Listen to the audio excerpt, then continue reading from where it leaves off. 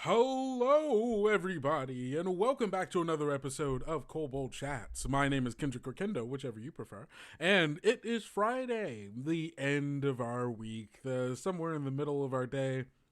Maybe you're at home hanging out, maybe you're at lunch during your workday, or maybe you're still at work and watching this anyway. Don't worry, I'm not going to tell anyone. I'm not your boss nor your parent, but I do want to thank you for being here doing one of my favorite things, talking about Kobold Press and all of the cool stuff we're doing. Hope you're all excited because we've got some pretty big reveals for our brand new Valiant 6 that are coming with the Tales of the Valiant Player's Guide 2. And guess what? I also got my copy. Bam, that's upside down. Look at that. Look at that. This came in the mail this weekend, and I finished recording a video with it earlier today, and it's beautiful. I love it. I hope you all are starting to get, for all of you people who backed, I hope you're starting to get your copies of Player's Guide 2 as well. Shipping takes a while. So many of you are so far away that, it just takes some time. But they are on their way. I can promise you that, if you haven't already gotten it yourself. Happy Friday, everyone. Hello, yes.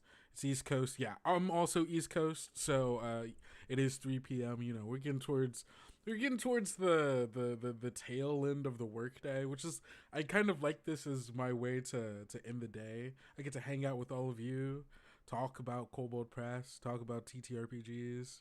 It's a pretty good way to end the day, I think. So, thank you all for being here.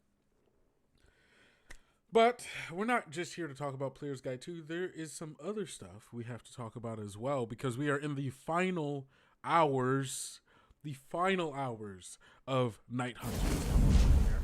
Hey, so let me pull this one up. Let me make sure I pressed the right button. Did I press the right button? No, I didn't press the right button.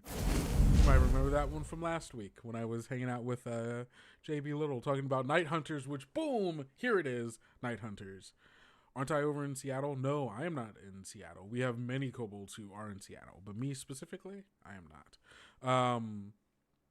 But what was I saying? Yes, Night Hunters. Here we are. We are in the last 2 hours of Night Hunters.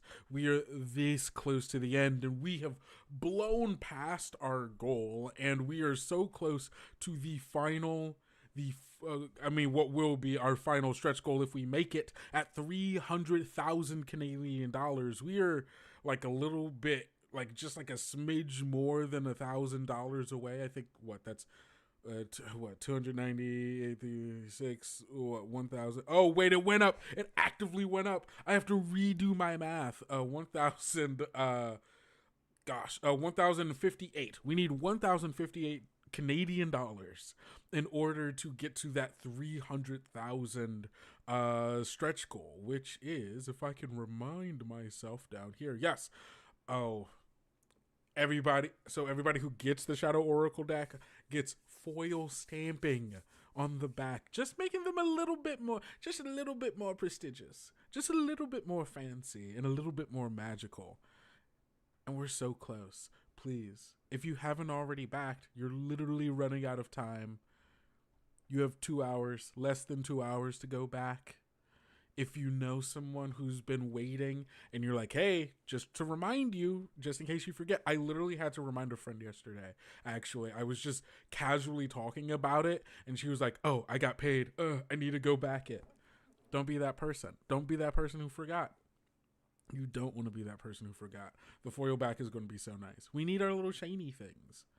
I was guessing I was wishing for the stars and hoping we get to... I also was hoping we could get to the... What? Because it's dragons and... Drakes and dragons, yeah. That would have been... I agree. I really wish we could have gotten there. But, sadly, we did not. But we can still get that foil stamping. It's just within reach. We have 2 hours, gang. We can do it. Also, I guess, hey, we're already talking about the Oracle deck. The other thing I wanted to talk about today is the merch store. Hey, gang, our merch, it's so good. I think we've been really stepping up our game. You see, you can get posters, prints, art, as well as like some of just like the shirts and other household items like pillows. But now you can get, what is it, just these four? Yeah, it's just these four designs from the Shadow Oracle deck as a shirt. And honestly, I love this purple with the King of Skulls. This right here, that's the good stuff. That's the good stuff. And obviously you can also get it on other things as well, right? You can get it on various accessories like this great foam case. I love it on the mug. So head on over to the Dashery store. I don't always plug this, and that's not for any reason other than sometimes I just forget. So don't forget, like me, and go and get yourself it's a cool thing to wear. You deserve a cool thing to wear and or drink out of, whatever it is that you kind of want. That's up to you. Also, let's see, can I go find them? Yes. As you can see, look at these. We have some of the other like limited edition designs on some of the shirts, but I think some of my favorite are the faction shirts from the Labyrinth book. It is so good. I have my Mossbeard one. I do wish I had like this light brown one rather than like the green and gold one. I think I just like this color combo better. But I really want the Nargoth one. Like that black and purple and green. That's it. My undead heart beateth once more. So yeah, head on over to the Dashery store, get some stuff. So that's it. That's all of the stuff we gotta get out of the way, because I don't think we've got too much more, because the big things right now are Night Hunters, and as the title of this episode might say, and as the thumbnail of this episode might have said, we have to say hello to the newest member of, I guess, what is now the Valiant 12, because we've added 6 more of them, and we will be revealing them every single Friday leading up to Kobold Con in March. We have to meet Avena Elodie, the human witch, and our very, very first reveal of like all of her stuff of the Valiant sex. Oh yeah, Kendo, you guys were great on the actual play. Forgot. Oh, I'm so glad you liked it. I love the, it's just the second roster. Yeah, it's the B team of the Valiant Six. You know, just like how the Justice League gets a little larger, and so you get to choose which of the heroes gets to go. It's kind of like that. Still the Valiant Six, only 6 ever go out. But there's now a roster of them that you can choose from. But yes, I also love Avena's art. It is gorgeous. The white raven familiar and all of like the purple and silver and green. It's so good. So good. I'm pretty sure all of these are William O'Brien. I could be wrong, and I hope I'm not. I'm pretty sure I'm correct. Does it say in here? It might say. Trevor, can you check for me to make sure I'm correct on that? I'm pretty sure I am. But this is Avena. In here, you can see we talk about what her class and subclass is, what her heritage is, and what her background is. And you'll notice that every single one for Avena, including her class, comes from the Player's Guide 2, because she is a human witch, Twilight Soul, with a Kithrin heritage and an alchemist background. What does all of that mean? Well, we're going to look in the Player's Guide 2 to find out, but let's read her backstory first. Let me give you a little drink here. I agree, her color scheme is very lunar. Please tell me that you know Avena's familiar's name. It isn't in the description. It's not in the description? I might be able to find it somewhere, but I can ask. Sorry, I missed it. I was doing can you check artist for the new Valiant 6? I'm pretty sure it's William O'Brien, but please correct me if I'm wrong. Second, can you check with Celeste about the Crow Familiar's or the Raven Familiar's name? Because I'm not sure if it's in this blog. So, Kendo wants anything with golden rum. Yes. Okay. Raised by Kithrin alchemists who toured the countryside using their knowledge to help impoverished communities, young Avena Elodie seemed destined to follow the craft of her parents. Traveling from town to village, stopping wherever folk experienced instability and suffering, Avena and her kin were always ready to lend a hand, healing the sick and wounded, repairing damage caused by war or natural disaster, and rebuilding lives. Kobold Press. Can you tell me what the witch subclass is for Night Hunters? Only 2 hours left, and I'm debating on backing it. Yes. You can actually see it in what's it called? If you go right now from this YouTube video over to the Kobolds at the Table, there's a link. Actually, Trevor, can you grab the link for the sorry, just asking you to do things. If you can grab the link for the character sheets, so that this person can check out those sheets, because we have someone play the witch subclass, and it is in there. It is the Eternal Ember witch subclass, where it's about fire and light, the cleansing power of fire and light, using that fire to deal with a lot of undead and spiritual things, but also cleansing places and warding them against dark spirits and things like that. That's like overview, but if you want to see some of those, or some of that stuff, you can find it in the character sheets in the Kobolds at the Table Night Hunters playtest. Godspeed, and I hope you back Night Hunters. There's 2 hours left, and we're so close to the mark of the $300,000 stretch goal. So I hope you do choose to do it. Not sure if you missed it. Character sheets for the second Valiant 6 win? Soon. You have to wait till you see them all before you get them. Come on. Don't worry about it. I appreciate you, Trevor. Thank you. Maybe retire the Valiant. Ooh, I kind of like the Valiant Guild. That's fun. Good pitch. The Valiant Guild is really good. Oh, the Valiant Guild is really good, actually. I like that a lot. I might make that pitch. That's pretty solid. Fair enough. Yeah. No, don't worry. We're gonna get you We're gonna get you the character sheets, but we're gonna wait on them a little bit. We want to introduce you to all of them before you start grabbing at them and playing them. Where was I? Oh yes. Everything changed when the family arrived in a small town beset by a strange magical disease. Avena was one of many afflicted. Despite her parents' best efforts, her condition worsened and she fell into a comatose state. While Avena teetered on the brink of death, her soul drifted towards the realm of spirits, catching the attention of a benevolent creature of vitality.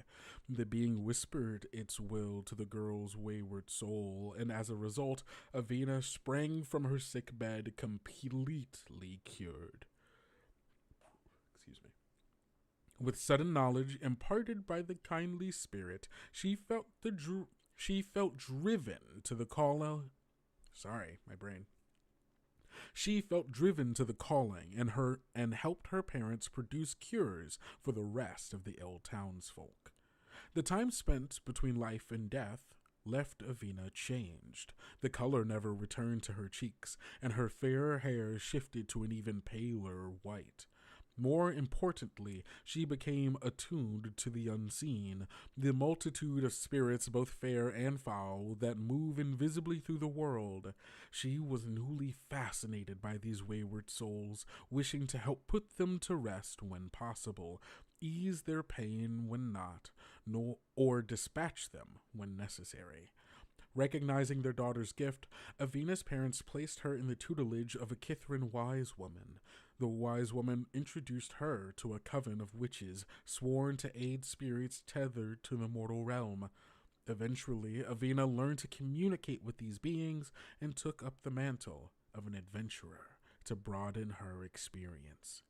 Alongside the rest of the Valiant Six, Avena now devotes her time to assisting those who cannot quite pass beyond this world, eliminating threats to the bridges between realms, and following her fellow humanoids, and helping her fellow humanoids understand the unseen world just beyond our own. I love her. She's so cool. She's amazing.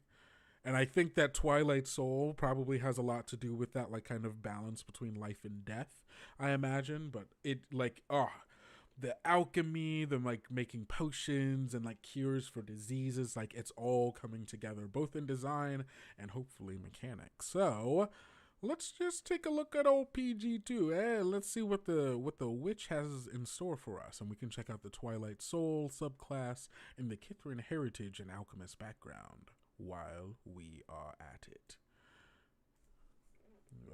Bada bing, there we go.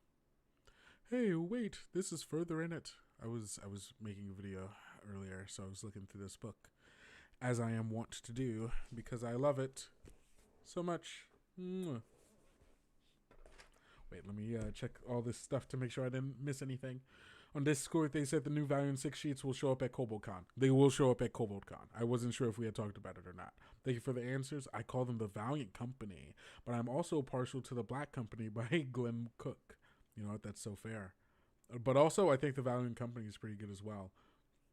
Witches are full spellcasters with extra focus on rituals. Okay, so yeah, you're just explaining that. So, as I thought, she's a shaman. No, she's a witch. She's a witch. That's what witches do. They're two different things that have some overlap, which I will agree with. Rituals in ToV have specific... Okay, so you all are just explaining rituals. Thank you very much. Each team of the 6 of the Valiant Guild has their own code name. Oh, see, I like this. Looking at her picture again, I love the Deadpool levels of pouches. Yeah, so many pouches and like potions and vials, things of that nature. Okay, so I actually have a level 1 witch right now. Our first session is tonight. Yo, congrats. I hope you all have a good time. All right, so let's check out the witch.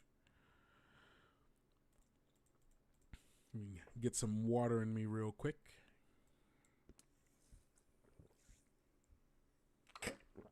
Okay. Witches are spellcasters who wield knowledge and power drawn from their communion with spirits. They cultivate their bond to these supernatural entities, becoming guardians of the veil between worlds, attendants of deep knowledge and liaisons to realms of limitless possibilities. Though their power is drawn from supernatural forces, witches often possess a deep connection to the natural world, particularly spaces far from the noise of civilization, where ancient spirits dwell and the veil between worlds is thin. While witches can practice their craft in any environment, most prefer to commune under the open sky, with wind on their face, dirt underfoot, and blood on their tongue. Spirits are everywhere and assume a myriad of forms. A witch communicates with all spirits, whether small and fleeting, emerging spontaneously only to quickly condense back into the ebb and flow of unseen realms, or massive ancients, dozing in lost corners of reality while the world moves around them. With patient and skilled determination, witches appeal to these diverse beings by befriending, cajoling, or coercing them, calling them into focus and coaxing them into service to perform both mundane and otherworldly feats. I love them. That's so cool. That's dope. Oh, there's a little box here talking about what are spirits, which I do love the specificity of trying to figure out, hey, what is it specifically? Especially in a world where there are like ghosts and other creatures that, depending on mythology, would be called a spirit. So this, I think, kind of guidance might be very helpful. That witch description seems especially accurate to expectations, touching the supernatural but tied to nature. Yeah. Okay. When talking about spirits in the context of this class, note that spirits are not typical creatures, and most have nothing to do with the afterlife, souls, or undead beings like ghosts. Rather, spirits are the embodiments of ideals and purpose for all things. Witches and similar practitioners reach beyond the physical world to commune directly with spirits who dwell within objects, places, or even those that embody abstract concepts like emotions or moments in time. There are an infinite number of spirits that embody specific minutiae, but they can broadly be characterized by their motivations and by the kind of places, people, or things they are drawn to in the physical world. I love this very explicit broadening of the magical mythology of Tales in the Valiant, right? There are angels, there are ghosts, there's the undead, there are natural spirits, and there are like all of these different spiritual things, but this specifically is getting into a realm of like a not statted creature. This isn't a thing that you fight. It is just a thing that is, right? And it is very flexible in that, and you can use them in any way that you want in your world, right? If you want your world to be more animistic, right? And everything has a spirit, and everything can be called upon and interacted with in that spiritual way. Or if you want a world in which there are large concepts that are embodied by spirits that may walk amongst the earth and are just things that do exist, or just like around the Deku tree, right? It's kind of like a tree spirit in Legend of Zelda, and it's just a thing that exists there that is an embodiment of the nature and the forest around it, but is not like a monster that you fight, right? If anyone is familiar with Shadowrun or RuneQuest, they will be from yeah, absolutely. But I like that this is a very explicit choice to expand not just Tales of the Valiant, but because this is also D&D adjacent, right? This really expands into something that I think, I don't know if is ever really like explicitly dealt with, right? In this kind of way, of these kind of esoteric spirits that are concepts more than a thing, more than anything else. I don't know. I just like this particular guidance in that direction and kind of bringing into focus that conversation to help incite those conversations at tables. They would have had to didn't expect as much change as there was. I didn't get to use Deep Magic 2 classes, but I'm happy with what we got in PGT. Yes, absolutely. Okay. So, witches as adventurers. No, I wasn't done with that.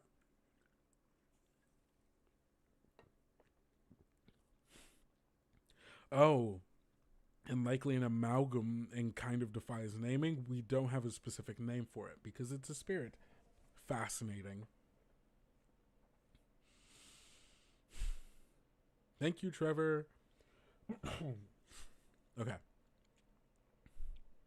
Witches are versatile spellcasters with an array of features useful both in and out of combat. They lack the raw damage potential of other spellcasters, but excel as battlefield controllers with their ability to hinder enemies and bolster allies. With their variety of implement options and an expansive ritual list, there are many ways to customize witches, allowing them to function well in nearly any adventuring role. While some cultures fear the supernatural power witches command, many acknowledge and venerate them as guides, healers, and protectors. In magical societies, most people know someone who has benefited from a witch's wisdom, receiving assistance, breaking a curse, curing a magical affliction, or soothing an irate spirit. Adventuring witches often benefit from the respect afforded their historical reputation, particularly in rural or nature-centric communities. However, this same colorful reputation might just as easily attract demands from the desperate or aggression from the ignorant.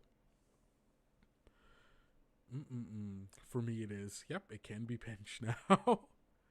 All right, let's get into the nitty gritty though. Let's talk mechanics. So the witch gets a hit die of D8, so that makes it, it's not the tankiest, right? But it's not the worst, right? We're not looking at a D6. We're looking at, 8 plus con modifier, a little squishy, not too squishy, which is great. Because I'm pretty sure the wizard is Wait, do wizards have a D6 or a D8?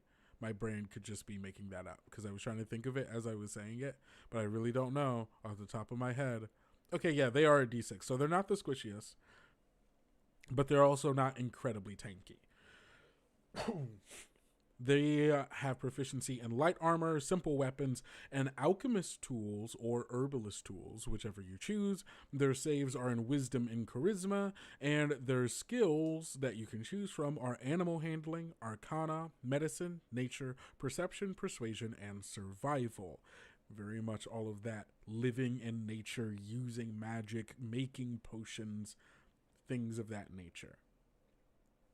Your starting equipment is a short bow and 20 arrows or any simple weapon, a component pouch or a weird focus if you want to go like pouch of herbs and things of that nature, or a magical wand of some kind, your choice. And then also the choice between a priest's pack and an explorer's pack, something for exercising ghosts and stuff, and something for just being out in the wilds. And then you also get leather armor and a dagger. Bare minimum, you're getting a dagger, and you got a little bit of protection.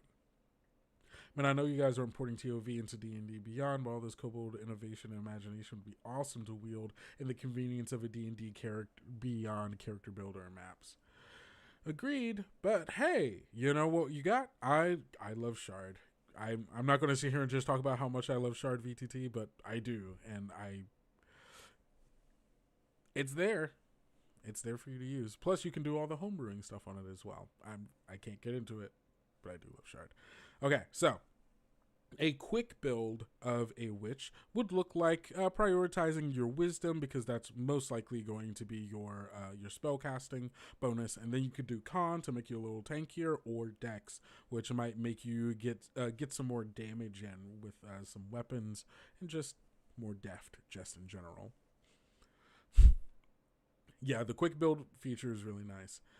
For backgrounds and talents, you could choose adherence and mental fortitude. So adherent would be your background, and then mental fortitude your talent.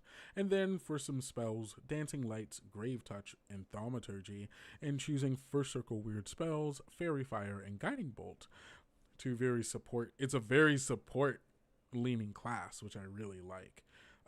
Because there aren't, I guess the bard, right, is it, and then the other ones are like more utility, right? You can either build them very damagey or support, but their core features aren't very support like. I guess the Vanguard is as well. So we got 2 support classes in Player's Guide 2, which I like.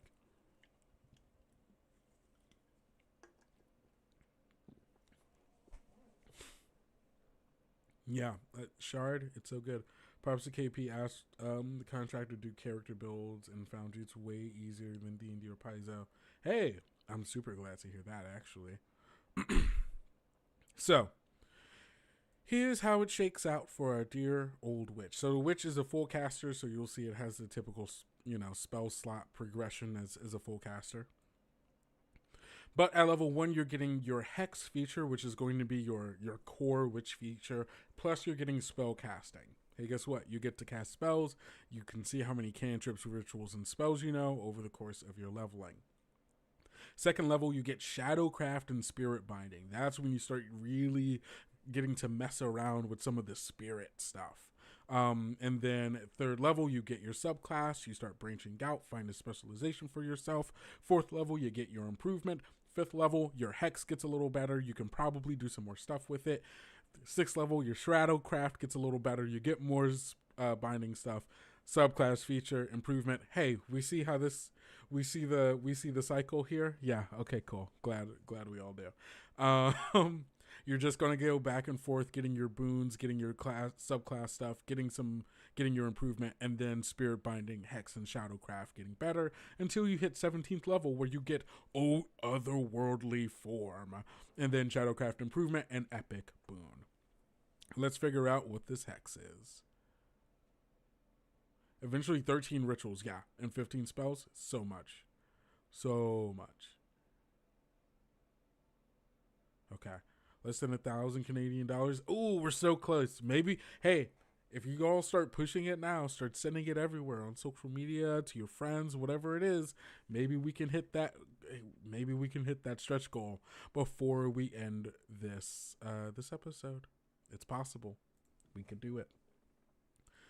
So your hex is a feature that's going to come back at 1st, 5th, 9th, and 14th level.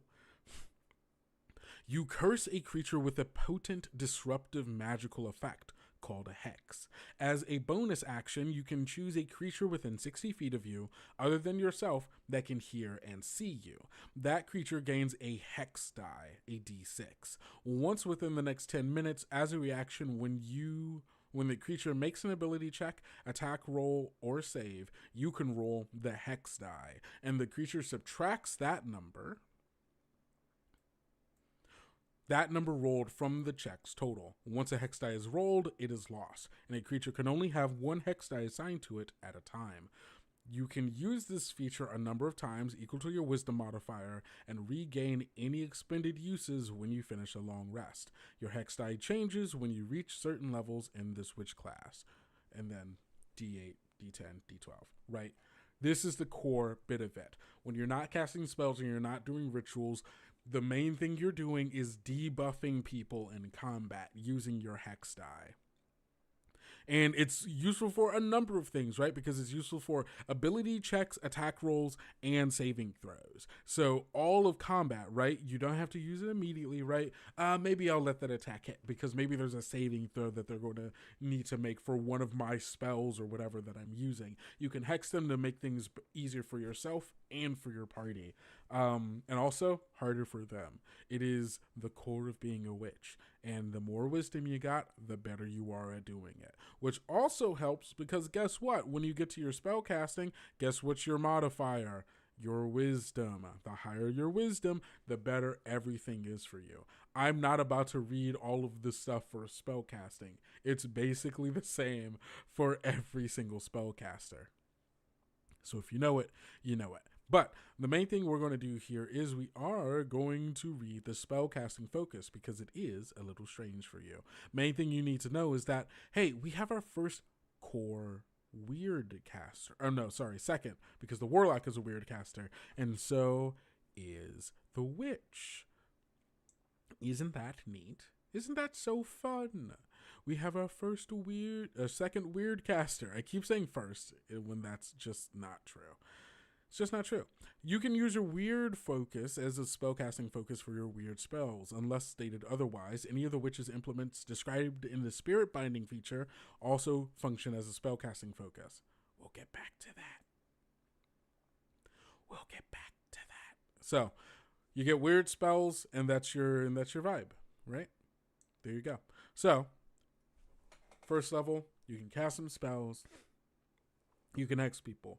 Second level, you get shadow crafting, which is perhaps more than other spellcasters view ritual magic as the foundation of their craft. Your familiarity with ancient rites gives you access to additional ritual spells. Choose one ritual from any spell list, not just weird. Any ritual you choose must be of a circle equal to or lower than the highest circle spell. You can cast with your spell slots. That's basic. Then choose those rituals count as weird rituals for you, meaning you can use your spellcasting focus for it, and are already included in the number of ritual spells known column at these levels of the witch progression table. So you don't have to add, it's not an additional number here. It is made to be a part of it, you see, because the ritual that you get, oh yeah, that's the first ritual. Hey, look at that. And then you gain one, and then you get another one right at Shadowcraft. Who would have guessed? Almost like it told us. All right.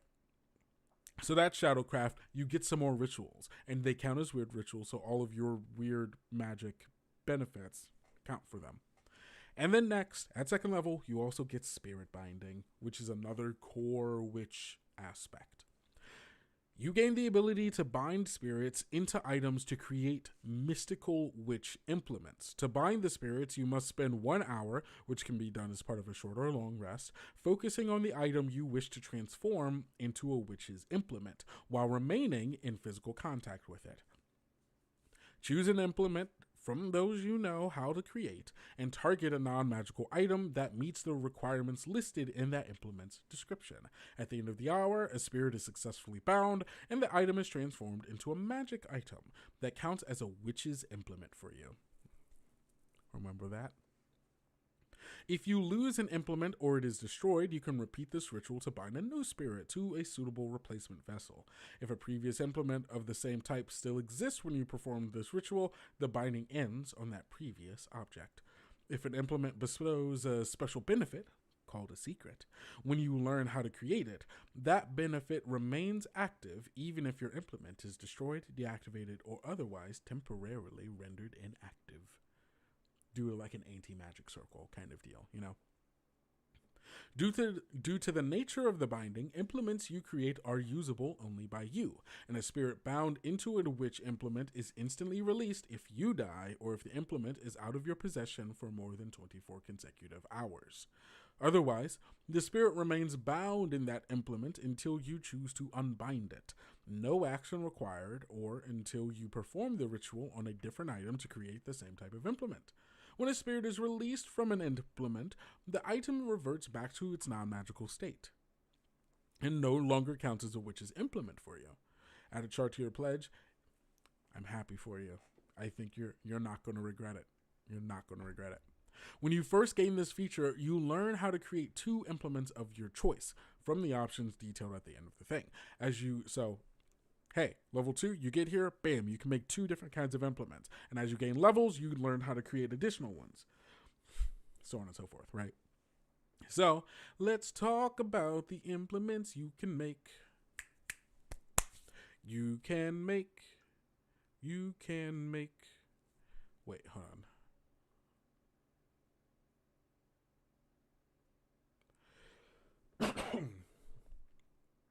Okay, wait.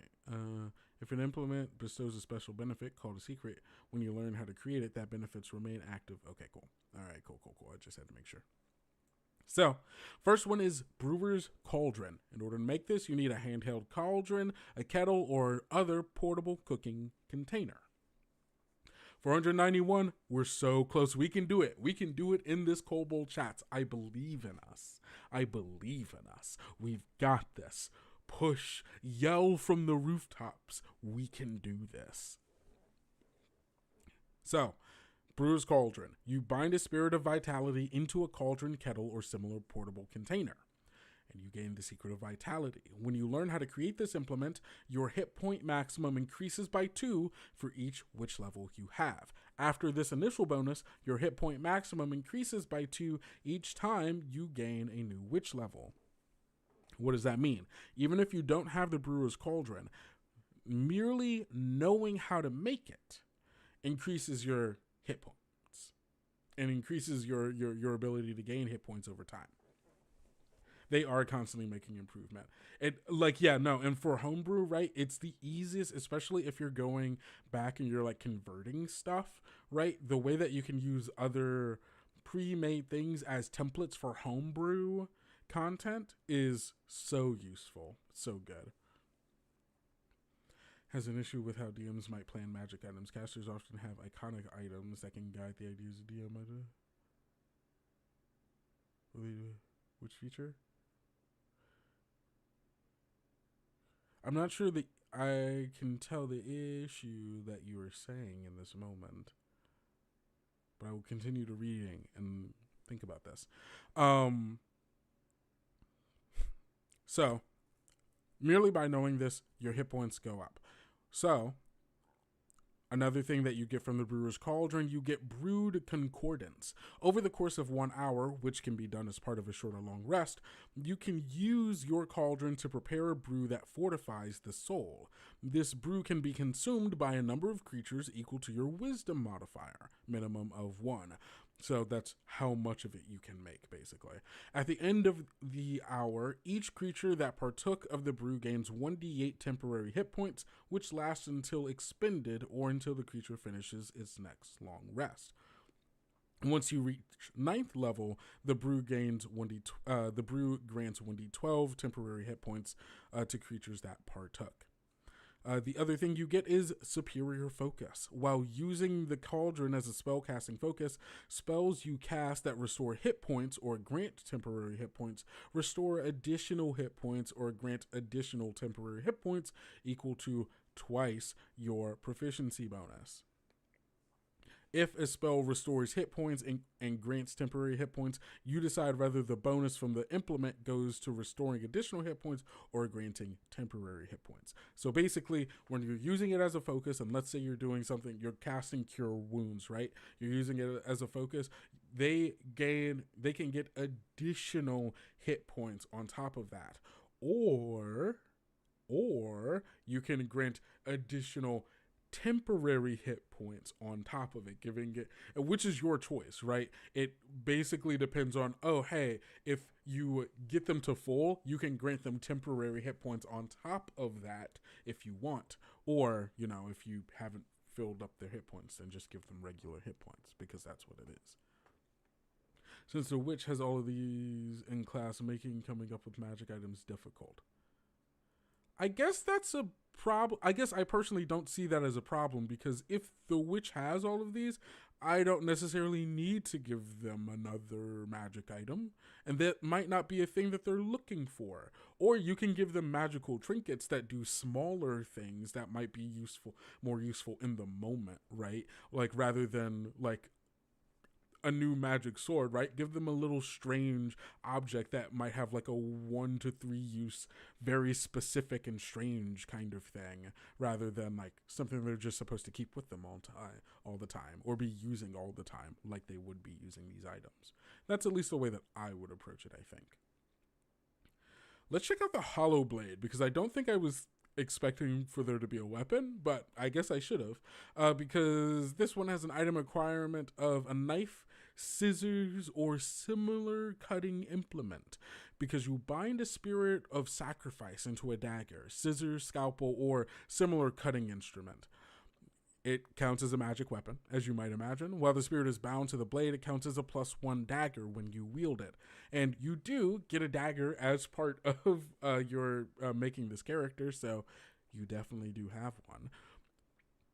And when you attack with this weapon, you can use your wisdom modifier instead of your strength or dex for attack and damage rolls. And then it becomes a +2 at 9th and then +3 at 15th. You also can do pain transference. As a bonus action, you can touch the blade to a willing creature within 5 feet of you and end one of the following conditions currently affecting it: blinded, charmed, deafened, frightened, paralyzed, poisoned, or stunned. That's really good. The condition is absorbed into the blade, where it remains until it is expelled, or you finish a short or long rest.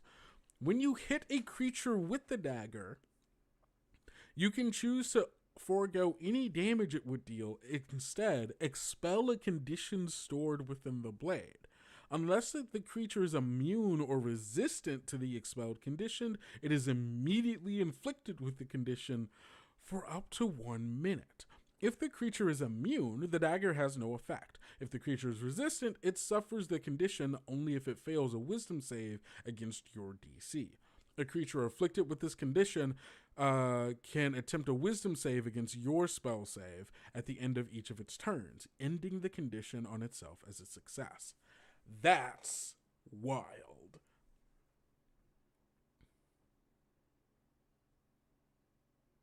Yeah, it is generally hard to do magic items for full spellcasters, because they do get, like, it ends up being a lot of like, oh, you get some like extra spell slots, or oh, this can store a spell for you so you can use later. I think a lot of that does tend to be around that. But okay, the pain transference, that's sick. And I can see a way in which, and this is interesting, right? Because there is a part of this that lies in like the crevice where a min-maxer and someone who's just trying to like optimize as much as they can, where they like every morning they're like, oh hey, can I cast a spell on you that you just like let happen, and then I can store it in my dagger so that we can use later? And 100%, yeah, that does mechanically work. But if you think about the fiction of that, and if you're and this is where it's like, if you're playing a game and you care about the story, imagine every morning your friend waking you up being like, hey, good morning, hey, can I cast Blight on you real quick? I want to store it for a fight we have later. And then them having to like cut you with their knife to like take away the blindness that they've given you, right? Like, think about the fiction of that. That's a wild story that I think could like, you could, if you really wanted to, lean into that and have that be a part of it. And like, you get the min-maxing while also really interesting story out of it. It's kind of sick. All right. You also get Spellbreaker. As an action, you can choose one creature, object, or magical effect within your reach. One spell of a circle equal to or less than the highest circle spell you can cast. As per the witch's progression table. On the target end. So one spell circle equal to or less than the highest spell circle you can cast, that target. That spell ends, which you can use during the dagger. If the spell you're attempting to break is of a higher spell circle, make an ability check using your spellcasting ability. The DC equals 10 plus the spell circle. On a successful check, the spell ends. Once you successfully end a spell with this implement, you can't do so again until you finish a long rest. So you can just break some really powerful magic using this spell. Honestly, the Hollow Dagger feels like the implement that like a witch in the woods who like a town comes to. It's like, hey, we have this sickness or like this terrible spell. They come to it. She uses the Hollow Blade. Boom. Ends the effect, but she's keeping it. She still has it. She can break magic, but she can also use it against you. Yeah. The introduction of class-specific spell attack spell save add to this challenge. I see what you're saying. Yeah. But hey, the Hollow Dagger, really, really cool. And now we have the Night Flyer, which I can only imagine is a flying broom, staff, or similarly sized branch from a plant.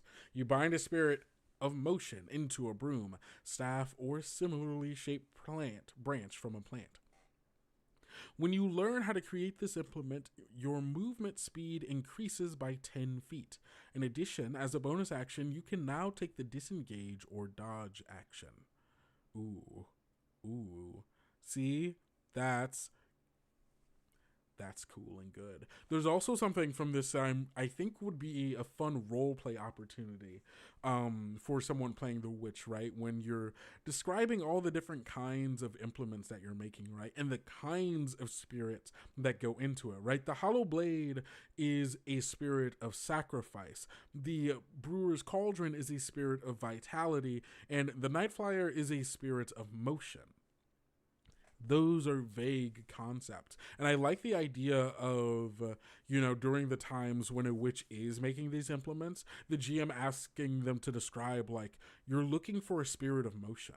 What is a spirit of motion to you? What kind of spirit of motion do you bring here, right? Is it a spirit of speed, of velocity, truly of moving and just the feeling of motion? Is it the spirit of the wind, right? Is this a wind spirit that is moving you along? Is this a spirit of fiery propulsion, right?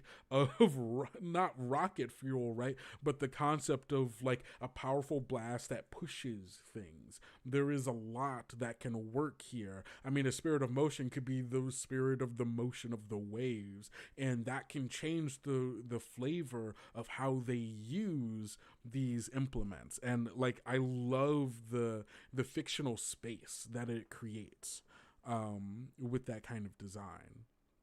Yeah, the disengaged bonus action is really nice. Or is it the spirit of a rapid flow? Yes, no, exactly. See, you and I, we're on the same page. Exactly. there's so much space there, and like it really lets the players engage with the kind of magical thinking of that kind of like imagining how spirits can manifest in different ways. So they get disengage and dodge as a bonus action. Love that. They also get Night's Journey. As a bonus action, while Night Flyer is within 60 feet of you, it can animate it up to 1 minute. And you can also deactivate it as a bonus action. If you are ever more than 60 feet away from it, it deactivates. If it is flying, when its duration expires, when you deactivate it, or its magic is otherwise suppressed, and any passengers or cargo it is carrying floats gently to the ground, descending at a rate of 60 feet until it lands. While animated, Night Flyer gains a flying speed of 40 feet. You can hover and carry up to 1,000 pounds of weight. Is so much weight. It's so much weight. On your turn, you can mentally command it to move up to its movement speed. No action required by you. And it can't take other actions. All it can do is move. So no asking if it can do the help action. It can only move. You can spend half of your movement to mount or dismount on it while it's within 5 feet of you, and you can choose to allow other creatures within range to mount it, though only you can control its movement. Creatures mounted on it can't be grappled and are immune to the restrained condition. Hey, that's great. No, literally. You can animate Night Flyer a number of times equal to your proficiency bonus, and you can regain all expended uses when you finish a long rest. And when you reach 9th level, you can remain animate for over an hour, each all at once or in several short flights, each using a minimum of 1 minute. So like 61-minute flights. And its flying speed increases to 50 feet. No carrying buckets of water in time to music. Though you can, but come on. Aren't there better uses? I guess an 1,000-pound bucket of water. Just one really, really bucket to put out a forest fire. You also get Swift Spell. As a bonus action while you are holding or mounted on Night Flyer, you can cast a spell that normally has a casting time of 1 action, and you can't use this feature to cast 2 first circle spells. No. First circle or higher spells. You can use this feature a number of times equal to half your proficiency bonus rounded down. And you regain all expended uses when you finish a long rest. That's cool.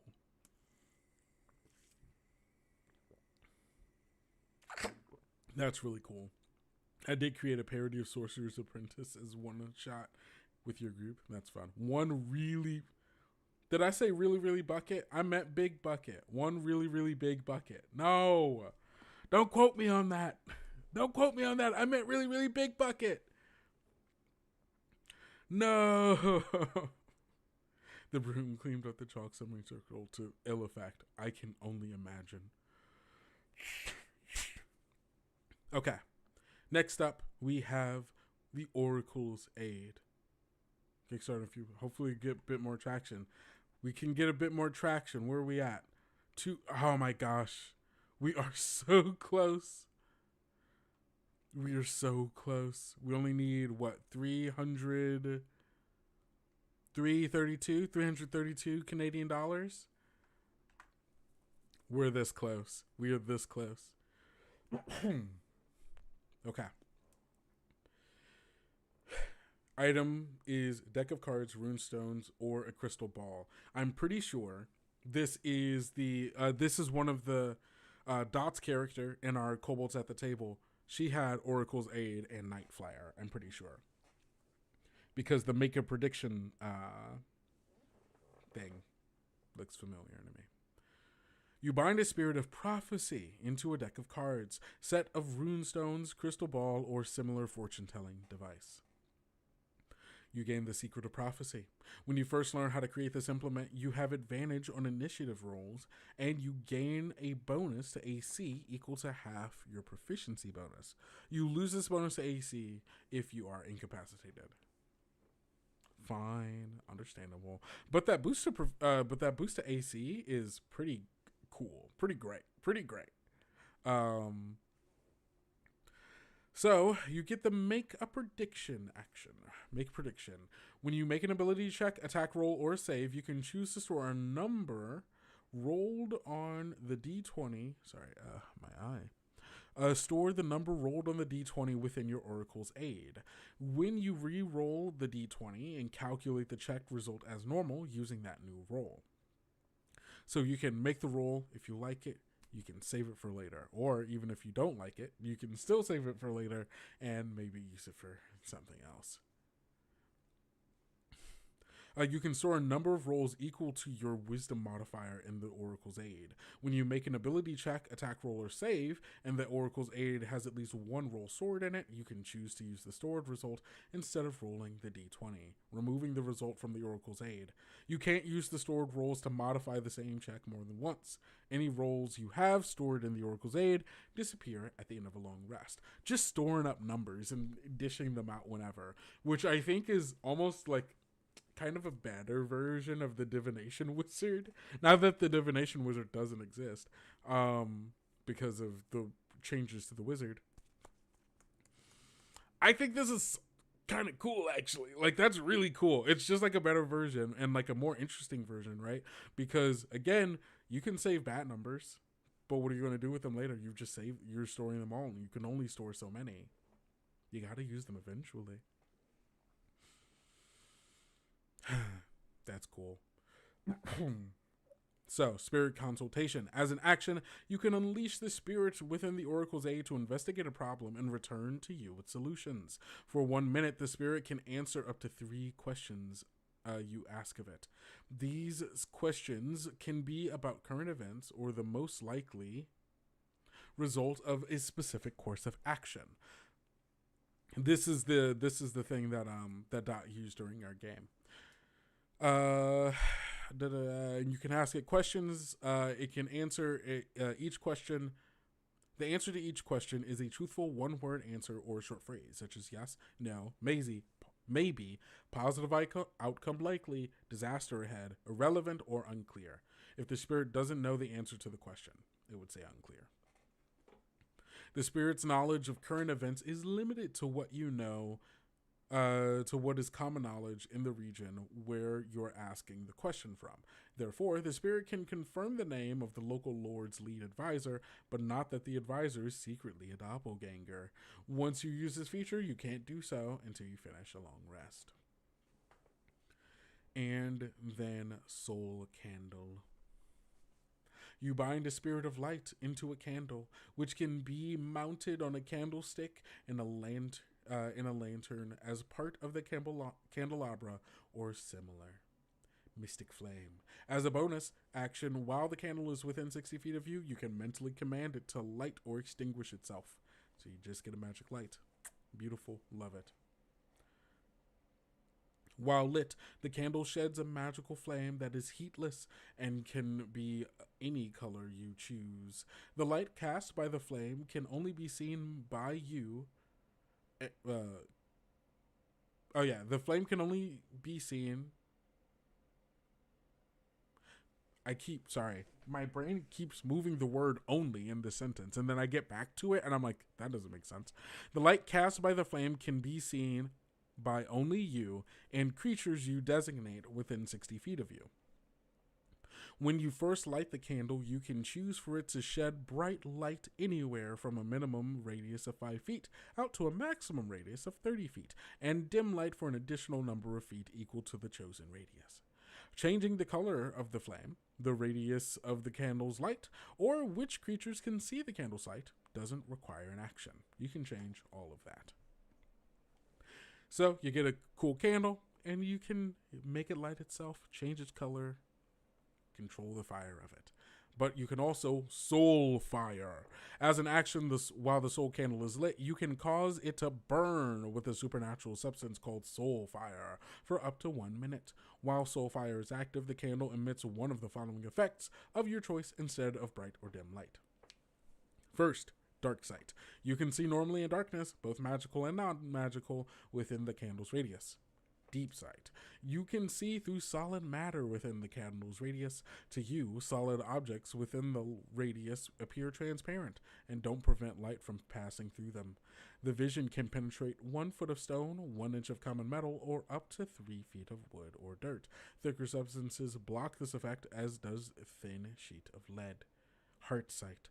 You can see invisible creatures and objects within the candle's radius as if they were visible. In addition, you are aware of any creature within the candle's radius, revealing a creature's presence without necessarily allowing you to automatically see them, such as by making you aware of a creature on the other side of a door. Ooh. Ooh, yes. It is revealing a creature without necessarily allowing you to automatically see them. Yeah, okay. This is so cool. And I'm just imagining, like, them experiencing, like, the faint sounds of, like, heartbeats in every direction. Like, there is something so juicily horrible about it. And then there's also magic sight, where you can sense the presence of magic within the candle's radius. You see faint auras, like the detect magic spell. You can change the effect's radius as if it was light shed by the candle, so per the original rules. As a bonus action, while the soul fire is active, you can change the effect that the soul candle emits. And you can activate this feature again. You can activate this feature a number of times equal to your proficiency bonus, and you regain expended uses when you finish a long rest. And finally, you get superior focus. While using the soul candle as a spellcasting focus, you have advantage on spell attack rolls against creatures within the candle's radius. You receive this bonus only while the candle is lit with either mystic flame or soul fire. Oh boy, and we still have 2 more to go. Let me get some water again. Let me drink some more water. I'm getting a little lightheaded with all this talking, and my mouth is dry. What are you all thinking of The Witch so far? I guess of the implements we've talked about so far, which is your favorite? Like, because you get to choose 2 of them. And honestly, the hollow blade is so cool to me. The hollow blade and the brewer's cauldron are so interesting to me. And also, the ones that you choose create different vibes for different witches. It's so good. I love how customizable it is.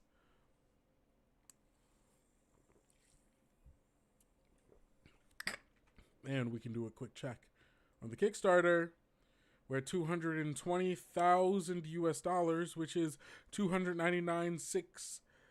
Oh, it went up as I was looking at it. We are less than $100 away. We are $40 away. We are a singular backer away from getting to the $300,000 stretch goal. Are there more spirit binding implements in Night Hunters? I believe there might be. There is a witch subclass for sure. I don't remember if there are more spirit binding implements.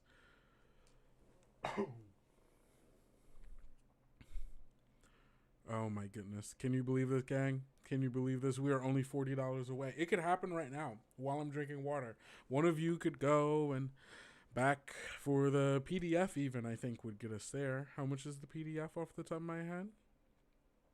That's $41. We need one person to back for the PDF and the PDF alone in order to make it. It can happen in these very seconds.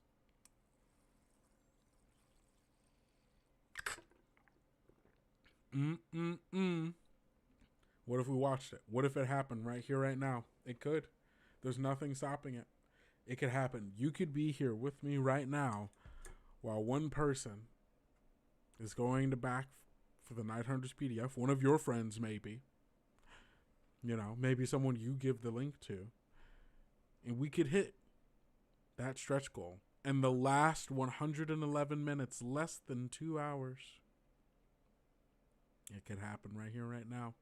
We could witness a miracle and watch this hit 300,000 Canadian dollars. Am I stalling? Maybe a little bit. But does it matter that I'm stalling when we could witness history? I don't know. Just thinking about it, it just feels so tempting, doesn't it? Feels so tempting to go and tell your friends 110 minutes ago. So tempting. 1,900 backers. That's a feat. 1,900 backers? That's... Thank you all. Thank you all so much. I am always amazed by you all's passion for what we do, your excitement for what we do, for the games and books that we bring to you. It's genuinely very cool, and I want to thank you all.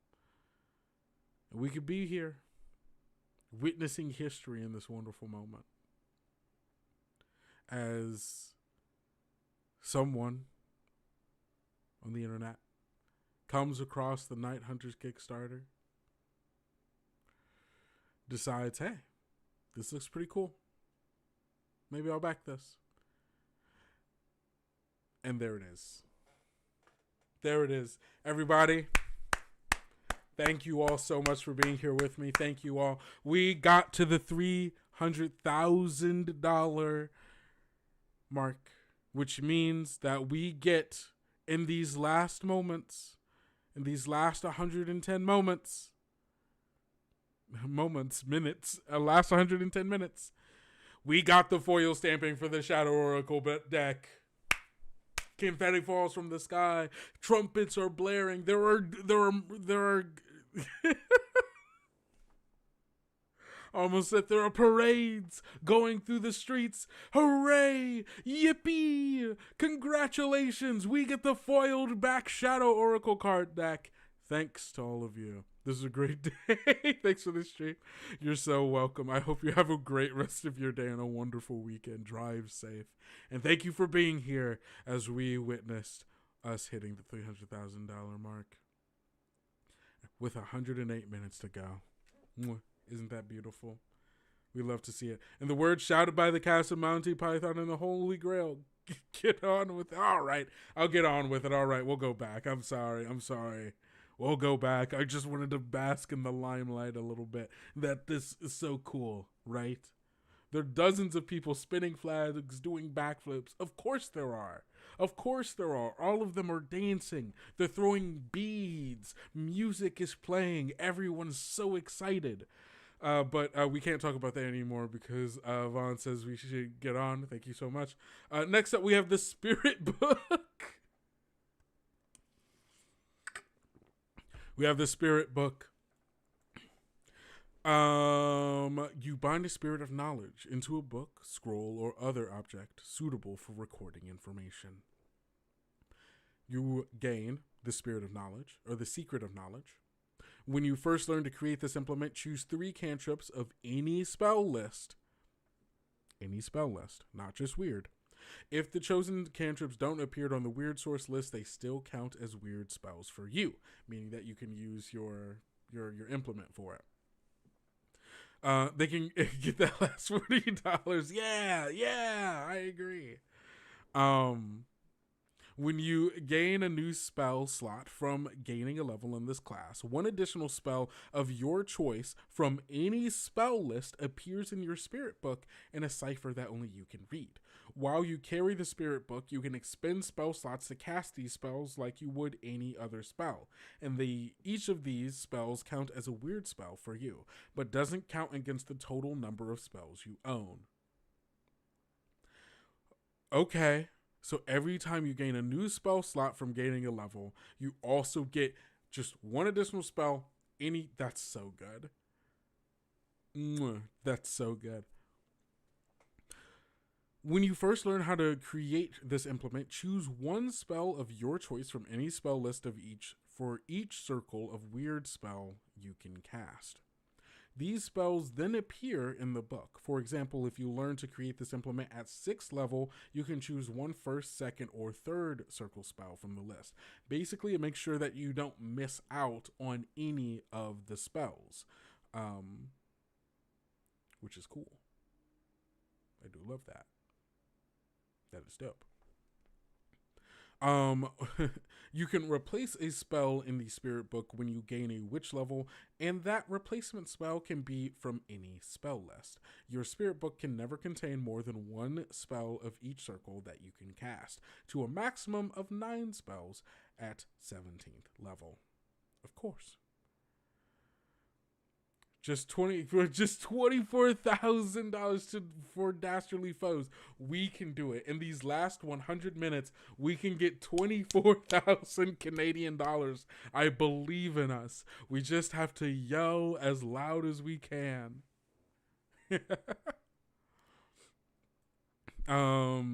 You also get universal language. While holding the book, the spirit contained within it can translate languages for you, allowing you to read any written language and understand any language that you hear.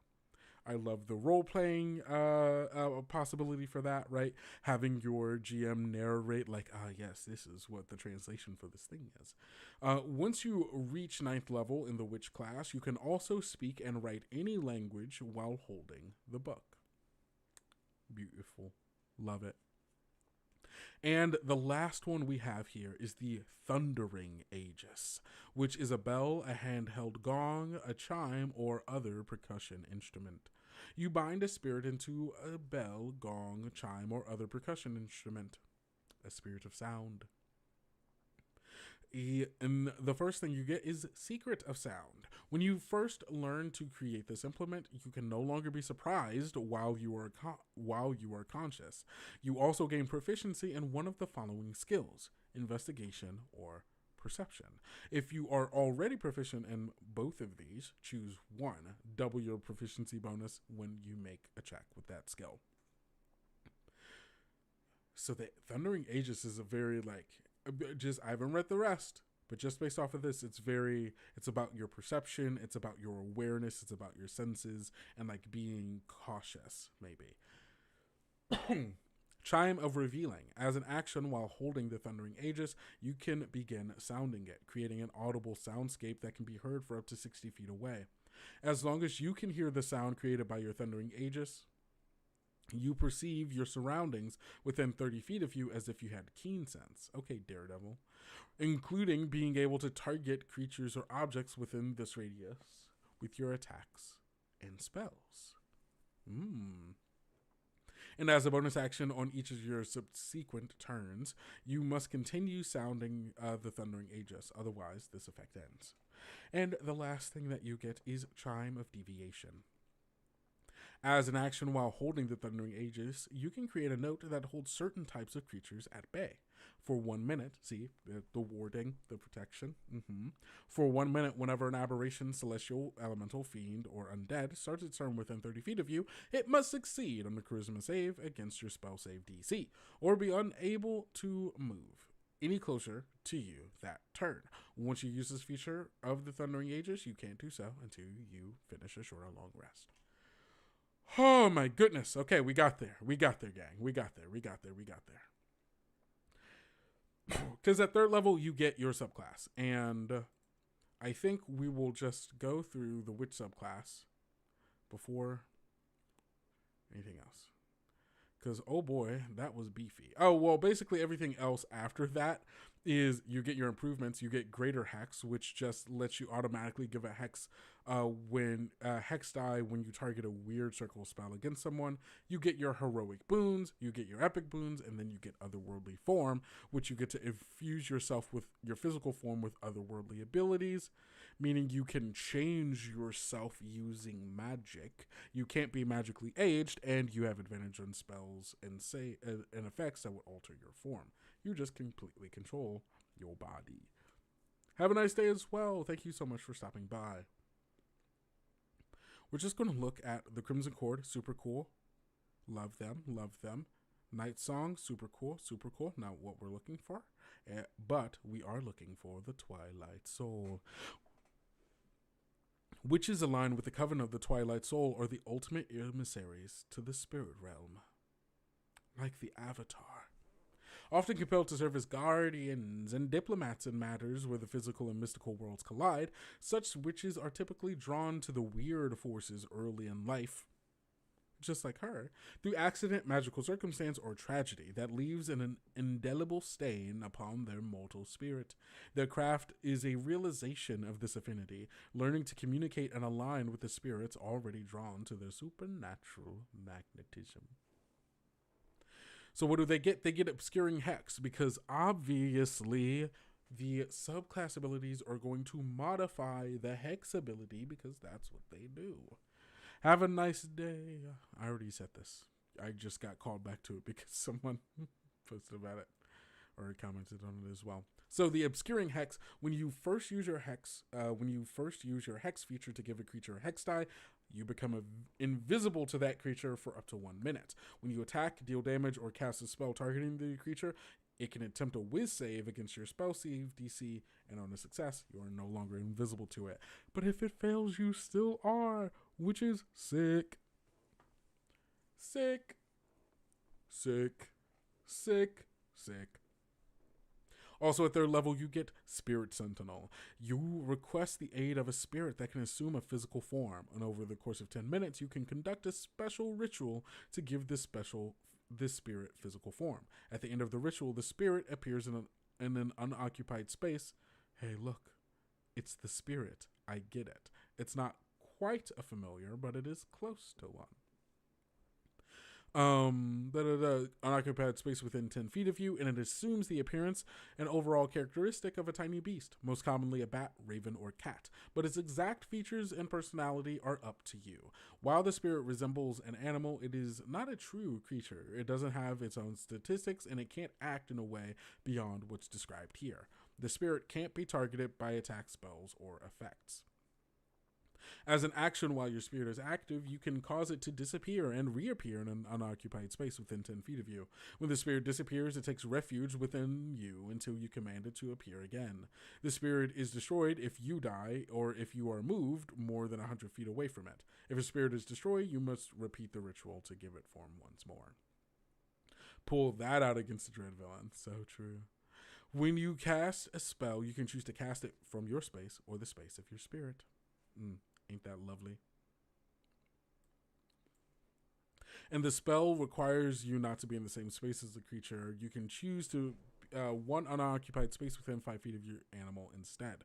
Similarly, if you cast that spell that requires you to see a target, you can target the creature the spirit can see if you can't see the target. You can telepathically communicate with it. It cannot speak, but it does understand all the languages that you do. Can't write, but it can read all the languages that you do, meaning that it can give you back information. Movement. The spirit has a flying speed equal to your walking speed and can hover. It can move through creatures. Ghost cat. That's cool. It can move through creatures and objects as if they were difficult terrain, but it must always end its movement in an unoccupied space. It would end its normal movement on your turn inside the thing. Cool. Physicality, you give it form. It's got dark vision with a range of 60 feet and can telepathically conveys what it sees and senses to you. While the spirit is active, you can't be surprised and you have advantage on perception checks. You can control the spirit because on your turn you can command the spirit to perform one of the following tasks, no action required, to either become invisible, becomes invisible until it uses hinder. It can hinder and invokes a minor curse on a hostile creature. Creature has a disadvantage on its next roll. Or move up to its speed to a space of your choice. That's booze. You get some coven spells, detect good and evil, misty step, protection from good and evil, spirit ward, blink, spirit guardians, banishment, spirit rend, dispel good and evil, and spirit double. Hey, do you get a sense that it has something to do with spirits? Because it does. At 7th level, you get Ephemeral Shroud. As a reaction, if you would be hit by an attack that targets only you, you can teleport up to 60 feet to an unoccupied space. The triggering attack misses, and you can use this feature a number of times equal to your proficiency bonus. At 11th level, you get Welcome Spirits, where you've cultivated a deep bond with all manner of spirits, and you can call upon this network to aid you if you pay the price. You can perform a ceremony over the course of 10 minutes, at the end of which you can expend one or more hit die to mimic the effects of one of the following spells without expending a spell slot or material components: Augury, Commune with Nature, or Speak with the Dead. Giveth of yourself, and you get information in return. You can use these spells to speak with spirits specifically bound to your ancestors, your geological location, or creatures physically close to you, ignoring any range and target requirements of the spell. There is no guarantee the spirit you wish to speak to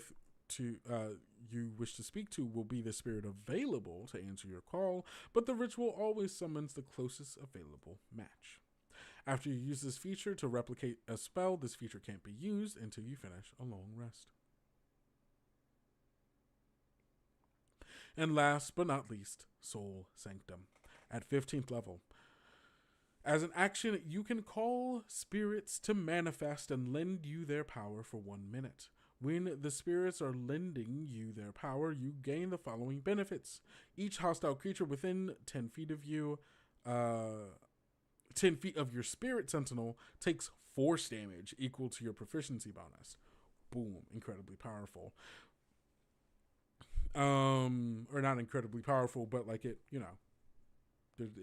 makes it very warding. Like, hostile creatures have disadvantage on attack rolls against you, and hostile creatures within 10 feet of you, either you or your spirit sentinel, have disadvantage on saves against your spells. And once you use this feature, you can't do so again until you finish a long rest.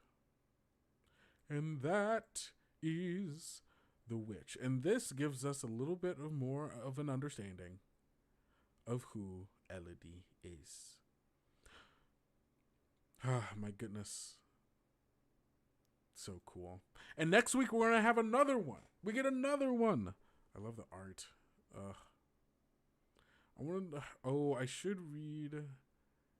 I should read about the necromancer, because I do love necromancers. You get an undead thrall. See, immediately better. It's everything I ever wanted. That's all I ever wanted. Undead thralls. You can spend 1 minute touching a pile of bones, make a thrall. Medium beast or a humanoid. If the target is a humanoid, it uses statistic. You can make it a skeleton or a zombie. If the target is a beast or monstrosity, it could be a skeleton or a zombie, but with that applied to it, the thrall understands languages, obeys commands. You can only have one thrall at a time. Starting at 7th level, you can raise a larger creature. CR1 lower. All the CR increases to 3rd, so you just make it bigger and bigger and bigger. See? That's the good stuff. I just want a big old boy, a big old undead thrall that's always there with me to fight. This undead thrall commands in combat. Shares your so it can attack. Uses your turns, obeys your verbal commands. If you don't, it takes a dodge action, avoids danger. But you can tell it to attack people, especially if it's big and bad.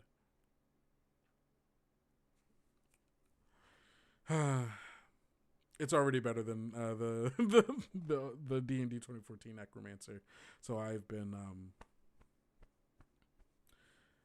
sated. As an action rather than its normal casting time as a ritual. You normally see, undead has made you can add any spell from necromancy school to your spell book regardless of its source. See.